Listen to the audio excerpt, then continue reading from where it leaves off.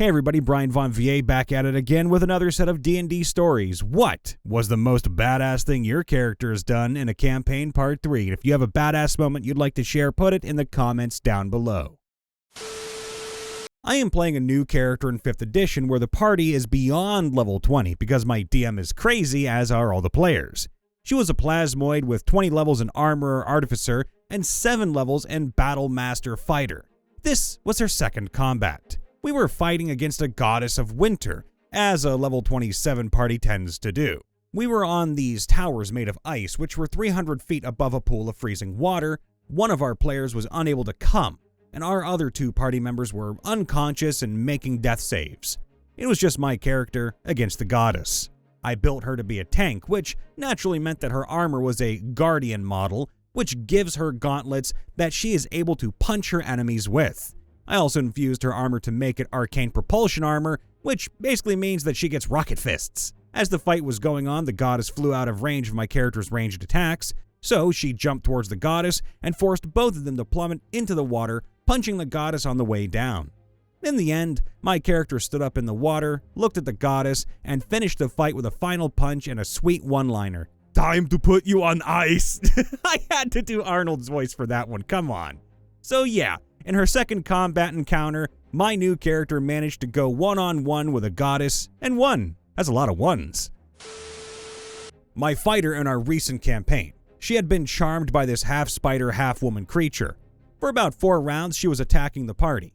Finally, I passed my wisdom save and she broke the charm. Seeing what she'd done, she was enraged at the enemy. I rolled a natural 20 twice, and my DM asked me how I wanted to do this. Ellie, my fighter, basically sliced through this creature. She sliced it in half. Then she stomped on it to make sure it was dead. In the end, she was covered in blood and gore and breathing hard. The funniest moment came after the battle, of course. The wizard commented, "Maybe we don't piss off Ellie anymore." My current rogue in a homebrew game pulled off quite the kill in our first dungeon. This character is also somehow the most dangerous person in the party by a long shot, despite being literally 12 years old. And she's just a bog-standard human with one real bonus. So, starting our third game, we're exploring a dungeon in the basement of my character's family manor. It's a long cavern-type dungeon filled with a living fungus, a ghoul, some gnomes, and even some goblins. My character is probably the least intimidating if you were just meeting everyone, being only 4'6" and 90 pounds and 12 years old. That's 4 feet 6 inches. She does have a sword and a familiar, but everyone else looks like more proper adventures. 2 warlocks, tiefling and a human, a bugbear cleric, a half-elf cleric fighter, a stone golem fighter, a wood elf paladin, and Jack Black as Bowser, which is a story for another time. At the end of the dungeon, our level 2 party finds a black dragon wormling. A big one. Our cleric fighter takes the acid breath and is knocked to 2 HP. He retaliates with inflict wounds, and I also leap into the fray with my magic sword, Guilt. When striking flesh, Guilt damages goes from 1d6 plus 1 slash and pierce to 2d6 plus 2 slash and pierce. And that's not counting my sneak attack damage either. Somehow, it's the child who gets the killing blow on the dragon. Not the paladin, neither the warlock, not the cleric fighter it wounded, not even actual Bowser. A kid, a little kid, killed a black dragon wormling and cut out its heart. That was actually my second kill of the night too, and this just solidified my character as the most dangerous person in the party by far. I think my character is outright broken. My half-orc barbarian has had a few. The first was his introduction to the game. The ship was attacked by a dragon turtle with Poseidon on its back. He jumped onto the turtle's back and wrestled the trident from him with 2 nat 20s on the athletics check. Next in the party was the Dracolich Ebondeath's lair. The rest of the party was dealing with the spirit of Ebondeath and a couple of others, while the barbarian was holding off waves of undead coming down the corridor. Oh, he was knocked down to 0, but used relentless rage, making a DC 10 con save to stay up. Oh, the undead kept coming, forcing a DC 15 save, then a DC 20. Then a DC 25, all past causing me to shout out, "You can't kill me, motherfuckers! Come at me!" I'm dying. I was lucky to get a healing spell cast on him after that. That last one was when we were facing 3 large constructs, and he finally got to use his new weapon, a Vorpal Greatsword. Oh, Vorpal weapons are cool. The battle lasted only 6 rounds, and in that time, he rolled 4 nat 20s and 2 19s, plus a few regular hits for a total of 488 points of damage. The big bad evil guy was an eldritch horror, so think insanity and messing with people's heads came up a lot. During our approach towards the final boss fight, with mere days before the end of the world, our assassin became afflicted with an indefinite madness, and the DM rolled for it on some table. The result was that they couldn't form meaningful bonds or even recognize others.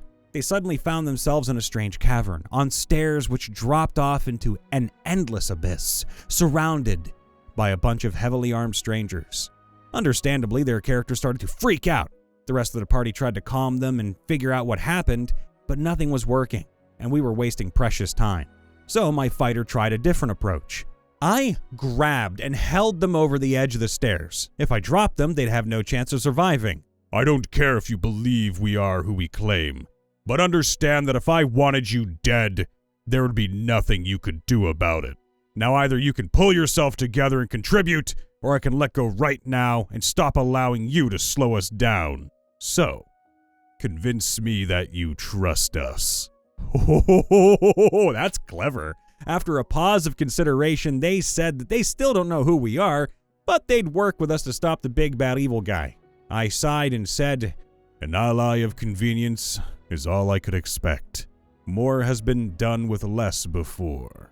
I pulled them back and dropped them on the stairs. Problem solved. Sometimes it takes an evil character to see the direct solution. I wouldn't really call that evil, though, as an action, more so necessity, but hey, it worked. My turtle cleric once prevented a TPK by being a pacifist. Semi-condensed version, of course. TLDR at the end.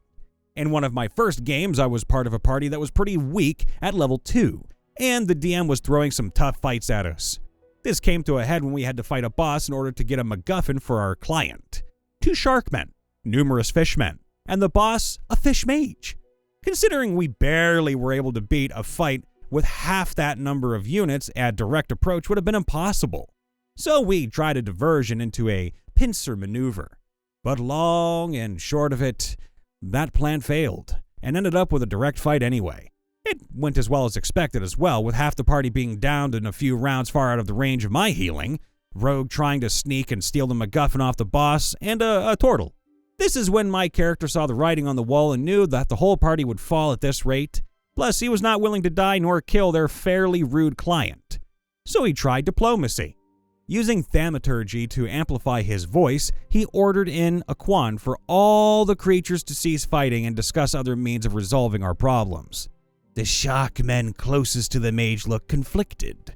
They look back at the mage, who glares back, then at you once more. Make me a persuasion check.